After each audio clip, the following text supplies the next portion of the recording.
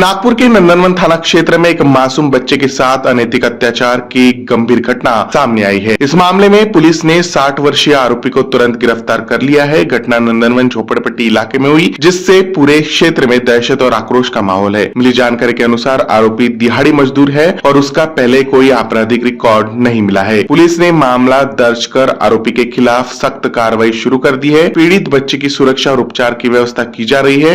वही आगे की जांच नंदनवन पुलिस कर रही है। पोलीस स्टेशन नंदनवन हद्दीमध्ये एक लहान मुलावर अनैसर्गिक अत्याचार केलेला आहे। सुरेश उपासराव पाटील या इसमाने वर्ष 7 या अनुषंगाने पोलीस स्टेशन नंदनवन या ठिकाणी पोक्सो आणि तसे बीएनएस सेक्शनच्या अंतर्गत गुन्हा दाखल केलेला आहे आणि यामध्ये सदर आरोपीला अटक केलेला आहे। सदरची घटना नंदनवन झोपडपट्टी या ठिकाणी घडलेली आहे। सदर आरोपीचे काही रेकॉर्ड वगैरे नाहीये।